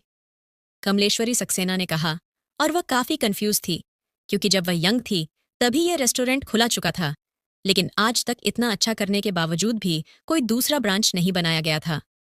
आज रेस्टोरेंट में भीड़ थोड़ी कम थी, इसलिए उन्हें टेबल मिलने के चांस थे, वरना हमेशा रेस्टोरेंट इतना भरा हुआ रहता था कि कोई भी आसानी से वहां खाना नहीं खा सकता था। लेकिन जब वह लोग ये सब सोच रहे थे तभी उसने देखा कि उनके ड्राइवर को फ्रंट डेस्क पर जाते ही रोक दिया गया, जिससे उसकी भौहें आपस में सिकुड़ गईं। इतने सालों के तजुर्बे के बाद अगर वह यह ना समझ सके कि सिर्फ उन्हें यहां रोका जा रहा है तो उसकी सारी जिंदगी बेकार है। उनके ड्राइवर के पीछे खड़े इंसान को आराम से रिजर्वेशन मिल गया। क्या करने की कोशिश कर रहे हैं ये लोग? सुधा भी हैरान थी। वह सिर्फ हमें क्यों बाहर निकाल रहे हैं? ऑब्वियसली जो वेटर रिजर्वेशन कर रहा था वह भी उन्हें बुकिंग नहीं देना चाहता था। थोड़ी देर बाद कमलेश्वरी सक्सेना ने अपने ड्राइवर को कोल्ड एक्सप्रेशन के साथ वापस आते हुए देखा तो सख्त आवाज में पूछा, क्या हुआ? ड्राइवर बोला, उन्होंने कहा है कि आज वह लोग रेस्टोरेंट नहीं खोलेंगे। बकवास मत करो। मैंने अभी अभी देखा कि तुम्हारे पीछे वाले इंसान को रिजर्वेशन मिल गई और नंबर भी तुम्हें क्यों मना कर दिया उन लोगों ने? कमलेश्वर सक्सेना का चेहरा डार्क देखकर सुधा ने शार्पली पूछा। ड्राइवर को भी समझ नहीं आ रहा था कि ऐसा क्यों है। मैं जाकर चेक करती हूं कि क्या बात है। गुस्से में सुधा बाहर निकली और किसी को गाड़ी से बाहर आता देखकर वेटर के कान में जो ईयरपीस लगा हुआ था उसके जरिए उसे दूसरी तरफ से आवाज सुनाई दी और उसका चेहरा सख्त हो गया और उसने ठीक सुधा के सामने आते ही रिजर्वेशन मशीन को बंद कर दिया। सुधा के कदम रुक गए और उसे बहुत गुस्सा आया। यहां क्लियरली उन्हें टारगेट किया जा रहा है। वह दांत पीसते हुए वेटर के पास गई और उसने पूछा, तुम्हारी जगह को हुआ क्या है? तुम लोग हमें टारगेट क्यों कर रहे हो? क्या तुम लोग कस्टमर चूज करते हो कि तुम्हारे रेस्टोरेंट में कौन खाएगा और कौन नहीं? उस वेटर ने एक चेहरे पर नकली मुस्कुराहट रखे हुए पॉलिटली जवाब दिया, यस मैडम, हम ऐसा बिहेवियर अपने किसी भी कस्टमर के साथ नहीं करते हैं, लेकिन आप इकलौती कस्टमर हैं जिसे हम अपने रेस्टोरेंट में खाना नहीं खाने दे सकते। यह सुनकर सुधा को और भी ज्यादा गुस्सा आया और वह चिल्लाते हुए बोली, तुम लोग देखो, मैं तुम लोगों के रेस्टोरेंट के खिलाफ केस फाइल करूंगी। जरूर। वेटर के चेहरे पर अभी भी मुस्कुराहट थी और उसके चेहरे से बिल्कुल नहीं लग रहा था कि उसे सुधा की धमकी से कोई फर्क पड़ा हो। उसके इस एटीट्यूड को देखकर सुधा सोचने लगी कि ऐसा कौन इंसान है उनके पीछे जो उन्हें पुलिस और कंप्लेंट से भी डर नहीं लग रहा है। लेकिन हमने तो कुछ नहीं चुराया है। हम एक अच्छे इज्जतदार परिवार से हैं, तो तुम लोग हमें इनडिफरेंटली टारगेट क्यों कर रहे हो? सुधा की आवाज पहले से थोड़ी धीमी हो गई थी, मगर वह अंदर से गुस्से में से उबल रही थी। क्योंकि हमारे बॉस की फ्यूचर वाइफ को आप लोगों ने ऑफेंड कर दिया है, वेटर ने कहा तो सुधा अपनी जगह पर जम गई। वेटर भी बोल तो गया था, मगर वह भी कंफ्यूज था। उसने वही बात दोहराई थी जो उसने ईयरपीस के जरिए कानों में सुनी थी। वह इस जगह के मैनेजर को जानता था, मगर इस जगह का असली बॉस कौन है उसे कोई आइडिया नहीं था। तो उनकी वाइफ कौन है, ये बात तो दूर की थी। उसके बाद सुधा ने पूछा कि उसके बस और उसकी वाइफ कौन है, तो वह नहीं बता पाया। उसने कहा कि वह उसे नहीं बता सकता। सुधा के चेहरे पर गुस्सा साफ दिखाई दे रहा था। उसने दांत पीसे और पीछे मुड़कर जाने लगी। तभी उसने देखा कि रेस्टोरेंट के अंदर से 2 स्टाफ मेंबर बहुत ही बड़े बड़े बुलडॉग को बाहर लेकर आए और उन डॉग्स ने जैसे ही बाहर सुधा को देखा वह गुस्से में भौंके और उसके ऊपर कूदने की कोशिश करने लगे, जिससे सुधा बहुत डर गई। उसका चेहरा पीला पड़ गया। ठीक उसी वक्त दूसरे वेटर ने आकर उन दोनों डॉग्स के सामने खाना रखा तो वह लोग खाना खाने लगे। ये बहुत ही बड़ी बेइज्जती थी। सुधा बहुत ही एम्ब्रेस थी। उसका चेहरा गुस्से की वजह से लाल हो गया था। वह वहीं थोड़ी देर के लिए खड़ी रही और फिर गुस्से में मुड़कर गाड़ी की तरफ जाने लगी। भले ही कमलेश्वरी सक्सेना ने सब कुछ आंखों से देखा था, मगर सुधा के पास आने पर उसने पूछा, क्या हुआ सुधा? माँ, मुझे नहीं पता कि क्या हुआ है। उन्होंने कहा कि हमने उनके बॉस की फ्यूचर वाइफ को ऑफेंड कर दिया है, मगर हमें कैसे पता होगा कि उसकी बॉस की फ्यूचर वाइफ कौन है? ये सुनकर कमलेश्वरी सक्सेना की भौहें आपस में सिकुड़ गईं और उसने पूछा, क्या कोई गलत फहमी है? वह किसी और का गुस्सा कैसे निकाल सकते हैं? सुधा बोली, मुझे नहीं पता क्या चल रहा है। ये सोचने का उसके पास बिल्कुल वक्त नहीं था। ऑल राइट, गाड़ी में बैठो, लेट हो रहा है। दूसरी जगह चलते हैं कियारा के लिए खाना खरीदने। कोई गलत फहमी हुई है? कमलेश्वरी ने सोच समझ कर कहा। वह किसी को कैसे ऑफेंड कर सकते हैं जिसे वह जानते तक नहीं, और वह भी बिना किसी कारण के। अगर उन्होंने किसी को ऑफेंड किया होता तो वह कशिश थी। इतने सालों में उन्हें लगता था कि कशिश की वजह से उन्हें बहुत कुछ झेलना पड़ा है, और इस बारे में सोचकर ही वह गुस्से से भर गई। आगे कहानी में क्या होगा जानने के लिए सुनते रहिए और कमेंट और लाइक जरूर कीजिए। एपिसोड 5 सक्सेना परिवार वहां से चला गया और ऊपर खड़ा रणविजय सब कुछ देख रहा था और उसके चेहरे पर एक डेविल स्माइल थी। ठीक उसी वक्त प्राइवेट रूम का दरवाजा खुला और निशांत अंदर आया। ऑब्वियसली उसे कॉम्प्लीमेंट चाहिए था कि उसने अपना काम ठीक से पूरा कर लिया। तुम्हें अभी भी अपने नाटक पर ध्यान देने की जरूरत है, रणविजय ने कहा। तो निशांत ने एक गहरी सांस छोड़ी और कहा, जरूर सर, मैं ध्यान रखूंगा। 3 दिन में 3 बार हेल्दी खाना उसके पास पहुंच जाना चाहिए जब तक वह डिस्चार्ज ना हो जाए हॉस्पिटल से। समझ गया बॉस, निशांत बोला। और वहीं शाम को जब कशिश ने फिर से निशांत को सामने देखा तो वह स्पीचलेस हो गई। 2 दिन इसी तरह बीत गए और लगातार निशांत अलग अलग तरीके के उसके लिए खाना लेकर आता था, जिसकी वजह से कशिश का कॉम्प्लेक्शन थोड़ा सा इंप्रूव हो गया था। उसका पेट, जो हमेशा बेवक्त खाने से दर्द करता था, वह भी 2 दिनों से बिल्कुल ठीक था। तीसरे दिन के दोपहर में कशिश खुद को रोक नहीं पाई और उसने शांति से खाना एक्सेप्ट करते हुए पूछा, दादी माँ कहाँ है? मैंने उनसे प्रॉमिस किया था कि मैं उनसे मिलने आऊंगी। ये सुनकर निशांत थोड़ी देर के लिए रुका और फिर बोला, मैं उन्हें इस बारे में बात दूंगा जब वापस जाऊंगा तो। कशिश ने हाँ में सर हिलाते हुए कहा, उनके पास मेरा नंबर है, उनसे कह देना मुझे कॉल करने के लिए। श्योर, निशांत बोला और वह वोर्ड चला गया। वह जल्दी से घर जाकर वैदेही जी को बताना चाहता था। वह जल्दी जल्दी के चक्कर में रास्ते में 2 लोगों से टकराने ही वाला था, लेकिन जल्दी से वह साइड हट गया ताकि उनसे ना टकराया और वहां से चला गया। कियारा, जिसने हर्ष का हाथ पकड़ा हुआ था, वह निशांत को वहां से जाते देखकर शॉक हो गई और उसने पूछा, क्या ये अभी अभी मेरी बहन के रूम से बाहर आया है? हर्ष, ये कौन है? हर्ष की आंखों में कॉम्प्लेक्स इमोशन दिखाई दिया और उसने कैजुअली जवाब दिया, शायद कोई ऑफिस एम्प्लॉय या फिर क्लाइंट हो, मुझे याद नहीं। ओह, कियारा ने कहा और पीछे जाते हुए इंसान को देखने लगी। उसकी आंखों में स्माइल दिखाई दे रही थी हर्ष का जवाब सुनकर। ठीक है, फिर तो चलते हैं। श्योर, हर्ष ने कहा और कशिश के अवार्ड का दरवाजा खोला। कशिश खाना खा रही थी जो निशांत लेकर आया था, और उसने आवाज सुनकर सामने देखा, लेकिन सामने खड़े 2 इंसानों को देखते ही उसके एक्सप्रेशन कोल्ड हो गए। कियारा ने एक रेड मैरून कलर का टॉप और जीन्स पहनी हुई थी। उसके अच्छे से सेट किए हुए बाल कंधे पर बिखरे हुए थे, जिसकी वजह से उसके डेलिकेट फीचर हाईलाइट हो रहे थे। उसकी चमकती हुई आंखें और वह स्मूथ स्किन, और उसके ऊपर से उसकी वह एलिगेंट स्माइल। उसके लुक्स और एक्टिंग स्किल्स की वजह से कोई हैरानी की बात नहीं थी कि वह इस देश की बड़ी एक्ट्रेस में से एक थी। उसने प्यार से हर्ष का हाथ पकड़ा हुआ था और उनके गुड्डू लुक्स की वजह से कोई भी उन्हें एक नज़र दोबारा देखने से खुद को रोक नहीं पाता। कशिश गहरी सोच में थी। उसने अपने बारे में सोचा। वह हमेशा डल और प्रोफेशनल कपड़ों में रहती थी। उसके लंबे बाल बहुत खूबसूरत हैं, मगर वह उन्हें कभी स्टाइल नहीं करती थी। हमेशा सेम लुक में काम के दौरान वह एक बन बनाती थी या फिर पोनीटेल। सचमुच अगर चुनना कियारा और उसके बीच में हो तो कोई भी उसे छोड़कर कियारा को ही चुनेगा। अगर दूसरा कोई लड़का उसे पसंद न करके कियारा को पसंद करें तो वह किसी को ब्लेम नहीं करती। आफ्टर ऑल वह खुद को खूबसूरत और मासूम दिखने में माहिर हैं। मगर हर्ष, वह ऐसा नहीं कर सकता। वह 8 सालों से एक साथ थे और वह बहुत अच्छे से जानता था कि उसने उसके लिए क्या क्या किया है। उसे हमेशा लगता था कि हर्ष दूसरे आदमियों की तरह नहीं है, जिसे सिर्फ बाहरी खूबसूरती चाहिए होती है। लेकिन अब शायद उसे लगता है कि वह गलत थी। तुम लोग यहाँ क्या कर रहे हो? अपनी सोच से बाहर निकलने के बाद कशिश का कोल्ड लुक वापस आ गया। कियारा ने अपने लिप्स बाइट कर लिया और हर्ष का हाथ टाइटली पकड़ लिया। उसके चेहरे पर गुस्से वाले एक्सप्रेशन थे, लेकिन हर्ष ने उसे नहीं देखा। कशिश की ठंडी आवाज सुनकर हर्ष की भौहें आपस में सिकुड़ गईं और कियारा को वह अपने साथ लेकर आगे पहुंचा। कियारा आज डिस्चार्ज हो रही है, इसलिए तुम्हें बाय कहना चाहती थी। ये सुनकर कशिश सार्कास्टिकली हंसते हुए बोली, बाय, फाइनल फेयरवेल, अगर नहीं तो जाओ यहां से। कशिश, हर्ष ने गुस्से में चिड़ी हुई आवाज में कहा, तुम इस तरह की लड़की कब से हो गई? तुम तो हमेशा सही का साथ देती थी। इन सब में कियारा की कोई गलती नहीं है। कशिश ने अपना सर उठाकर हर्ष के चेहरे की तरफ देखा, जिसके चेहरे पर ब्लेम और डिसअपॉइंटमेंट नजर आ रही थी।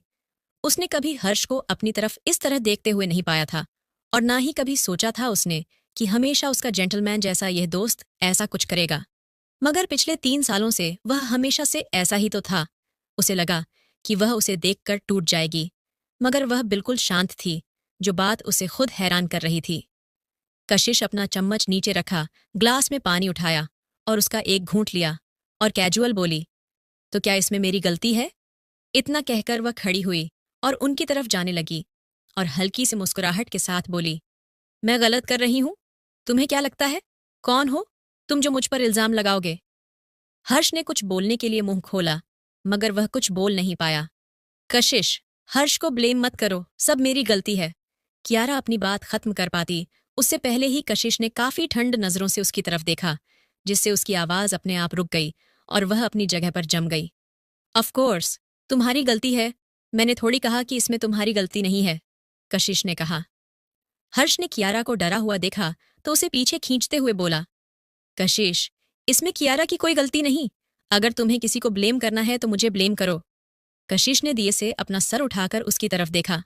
कुछ सेकंड के लिए उसकी कोल्ड नजरें उसके ऊपर बनी रही और फिर हंसते हुए उसने इंडिफरेंटली कहा, क्या तुम्हें सच में लगता है कि मैं तुम्हें ब्लेम नहीं कर रही हूं? हर्ष की आंखें डार्क हो गईं। उसने कुछ कहने की कोशिश की, मगर उसके मुंह से शब्द ही नहीं निकले। क्या तुम्हें सचमुच लगता है कि तुम लोग बिना किसी प्रॉब्लम के एक साथ रह सकते हो? पूरे शहर को पता है कि हर्ष मेरा फियांसे है और कियारा मेरी सो कॉल्ड स्टेप सिस्टर। तो तुम लोग एक साथ कैसे हो सकते हो? क्या तुम लोग इतने बेशर्म हो कि अपने प्यार को पब्लिकली दिखाओगे? और उसके बाद इसकी इनोसेंट लड़की वाली पब्लिक इमेज पर क्या फर्क पड़ेगा? कशिश की बात सुनते ही कियारा का चेहरा तुरंत पीला पड़ गया। उसे पिछले 2 सालों से धीरे धीरे बहुत मुश्किल से एंटरटेनमेंट इंडस्ट्री में फेम मिलना शुरू हुआ था। भले ही लोग सच्चे प्यार को सपोर्ट करते हैं, लेकिन उनकी सिचुएशन के लिए वह लोग पक्का उन्हें ब्लेम करेंगे। अगर इन 2 बहनों के बीच की सच्चाई बाहर आई तो एंटरटेनमेंट एजेंसी के बाकी लोग पक्का उसे बाहर निकालने की कोशिश करेंगे। अगर सब इस पॉइंट तक पहुंच गया तो चीजें बहुत बिगड़ जाएंगी। नहीं, उसे जल्द से जल्द इन सब को शांत करने के लिए कुछ सोचना होगा। कशिश, तुम इतनी टफ क्यों हो रही हो? हर्ष हेल्पलेस और अपसेट दिखा रहा है, जैसे कशिश उसे एम्ब्रेस कर रही हो। कशिश ने अपना सर झुकाया और जेटली फोरहेड से अपनी बाल पीछे की तरफ हटाए, जिससे उसकी स्मूथ स्किन पूरी तरह दिखाई देने लगी और जो खूबसूरती और स्टैंडर्ड से भरी हुई थी। तभी हर्ष बोला, हम बस यहां तुम्हें बाएं बोलने आए थे। हमारा काम हो गया है तो हम तुम्हें और परेशान नहीं करेंगे। कशिश को सामने देखकर हर्ष के मन में बहुत सारे इमोशन घूम रहे थे और उसे नहीं पता था कि उन्हें कैसे एक्सप्लेन करना है, इसलिए वह अब उससे बात नहीं करना चाहता था। जब वह बोल रहा था तो उसने जब कियारा के साथ चलना शुरू किया, तभी कशिश की ठंडी आवाज ने उन दोनों को रोक दिया। 1 सेकंड रुको। दोनों के दोनों रुक गए। उन्होंने कशिश की तरफ मुड़कर देखा, जो उनकी तरफ आ रही थी।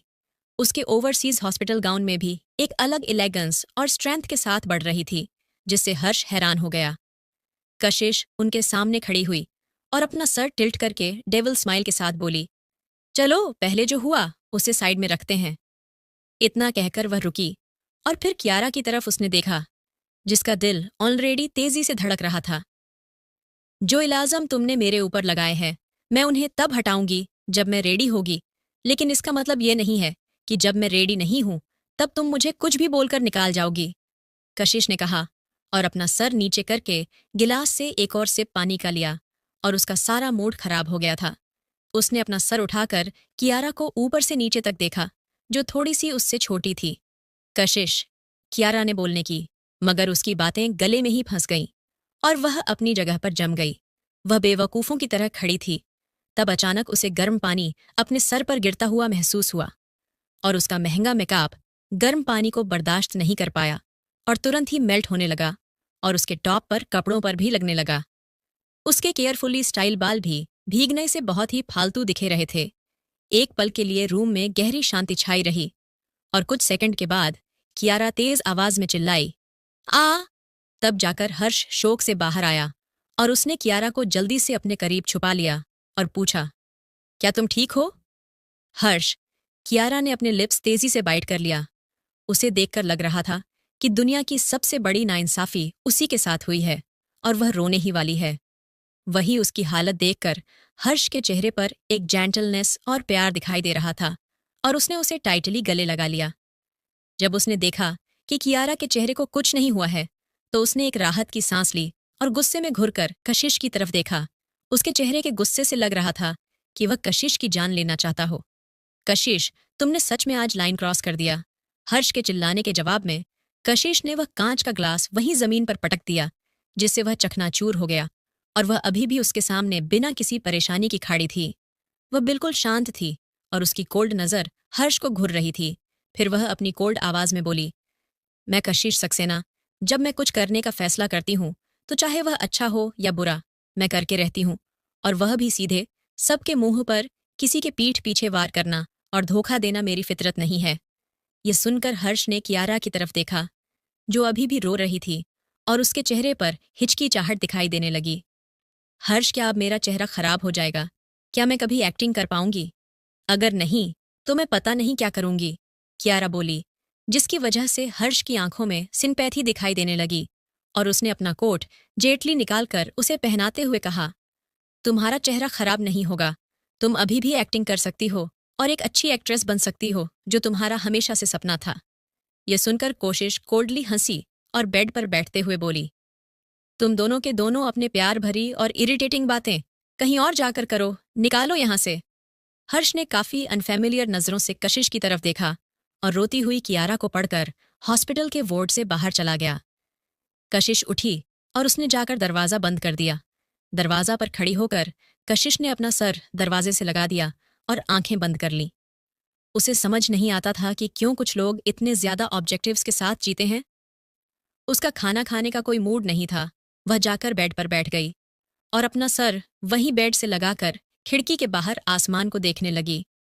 उसे कभी जिंदगी में रियलाइज ही नहीं हुआ कि एक इंसान कितना अकेला हो सकता है। हर्ष, तुम मुझे अकेला कैसे छोड़ सकते हो?